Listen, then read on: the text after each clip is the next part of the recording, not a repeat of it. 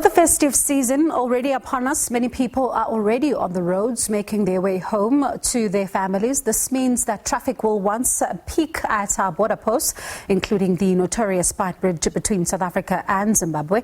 To speak about what authorities have plans, in fact, to how to manage the traffic flow at the borders this holiday season, let's talk now to Border Management Authority Commissioner Dr. Mike Masiapato. Good evening to you, and thank you so much for your time, Dr. Masiapato. Let's talk about, firstly, I'm sure the viewers are curious to know how the situation is looking like on the ground. Yeah, thank you very much, Madam Zwane, for the invite, and appreciations are in order. Yeah, indeed, as the Border Management Authority, we are fairly ready this time around to ensure that all of the travelers are taken care of in our various ports of entry. And of course, we had already put together our plans. This time we started a bit early. Madam Zwane, around the 15th of October, we had already started our planning for this particular festive season. For we knew at the end of the day, there is going to be high volumes this time around, simply because we are also on, COVID alert level 1, and therefore there is going to be high volumes that we have to be dealing with. So up to this point, we are now in the execution phase of our plans, and we had actually done the plan with a lot of other stakeholders, primarily because now we are still operating as the Border Management Authority as the coordinating arm. Whilst during next year, we are going to be integrating all of these various functions that are taking place at the port of entry into a Border Management Authority, as it were. But effectively, now as we speak, we have seen a bit of peak, which started during last week from the 15th of December on Thursday, and we are now starting to see that it's going to pick up. But we see that on Wednesday, as well as on Thursday, is going to be the apex of the peak in terms of our traffic volumes.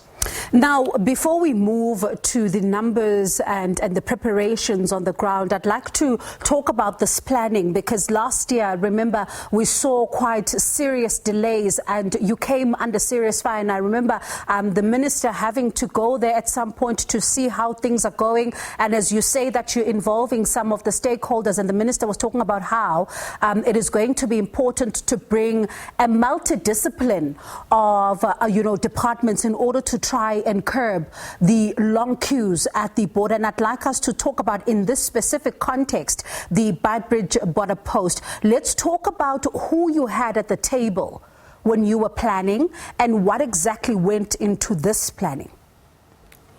Yeah, maybe let me start by indicating, Madam Zwane, that our plans inside the country. Firstly, we had all of the key role players who have a role in the administration of border activities. One, we had our colleagues from the Department of Health who are responsible for the provision of port health activities.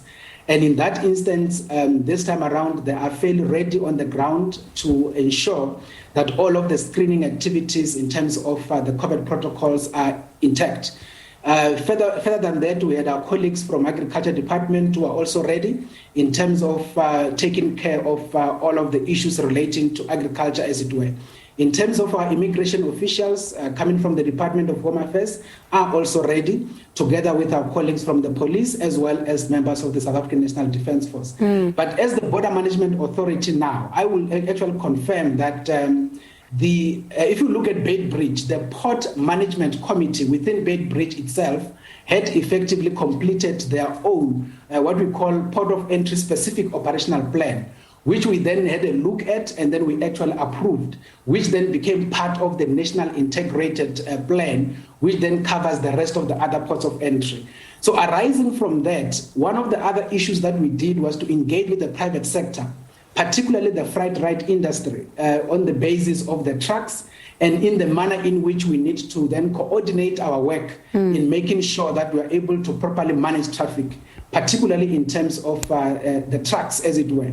Additional to that, we engaged with our law enforcement officers, particularly the traffic officers, in terms of the route leading to the port of entry in particular. In this instance, we have both the local government-based ones, the provincial ones, as well as the national traffic management team on the ground in making sure that the processes actually run according to plan.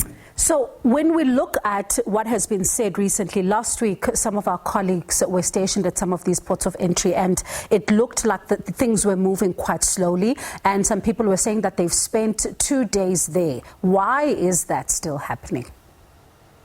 Yeah, maybe the other thing that I need to add, Madam Zwane, is the engagement that we have with our immediate neighbors, particularly if you look at Beitbridge, which is our immediate neighbors being Zimbabwe, and Lubombo, our immediate neighbors being Mozambique.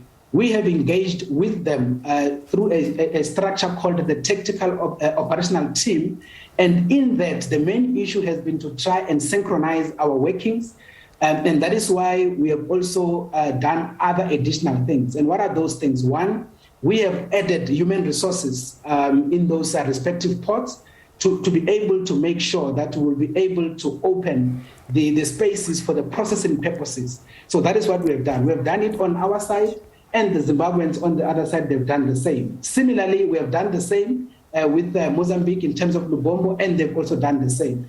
So that on its own has started to then synchronize our workings. And in that way, that is when we started seeing some bit of smooth movement that has been taking place. But additionally, we also have engaged, like I said, with the private sector, as it were, in terms of the trucking industry. And the intention of working with them is to make sure that we are able to manage the movement of trucks into the port of entry itself. Now, as a final question, then let's talk about some of those that are coming into the country illegally. We're seeing some people crossing the border illegally. What are you going to do about this? And as you answer that question, also tell us what's going to happen to officials who are accepting some of the bribes or allowing this to happen. Yeah, so in terms of the officers, in terms of coming back, because now most of the focus is primarily on the travelers exiting the country. But in terms of the start of the activities wherein the people will now be coming back into the country, which we are expecting from the 2nd of January going on, our plan is basically to run until the 10th of January. So by the 2nd of January, we're going to then intensify our presence, firstly in what we call the vulnerable segments of the borderline. Those are the areas that we know individuals have tendency of avoiding going into the port of entry and using those vulnerable sectors. So we are going to have very clear operations taking place in those areas together with our colleagues from the South African National Defence Force, together with our colleagues from the police. And we're also going to deploy members of the Immigration Inspectorate to seal those areas of the borderline in making sure that people don't do that. We do know in any event, in certain instances, that there are even people who will come with their buses with individuals who they will then offload on the other side of the border and drive through the port of entry with the view that the individuals will then go to the vulnerable segments of the borderline and be able to move into the same kind of transportation.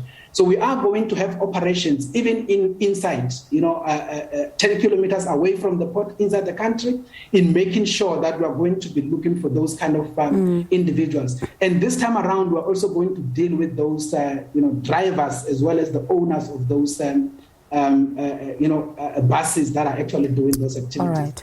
In terms of the issues of our colleagues, who might then be finding themselves taking bribes and facilitating illegal movement of persons, we do have operations that we are effectively putting down within the port of entry itself to identify those kind of individuals and be able to make sure that they are brought to book. I think you will know by now that on the 12th of November, we were in Lubombo border post with the Minister of Home Affairs, Minister Mutwaledi, wherein a number of people got arrested, which included even a police officer, immigration officers, and even a civilian from Mozambique who were actually doing some of this illegal activity.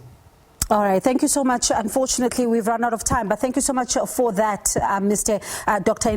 Masiapato, at least putting us in the picture of how things are looking on the ground and the action that is to follow if some, especially some of their own, are found to be, on the wrong side of the law. That's Border Management Authority Commissioner Dr. Mike Masiapato talking to us about how things are looking on the ground.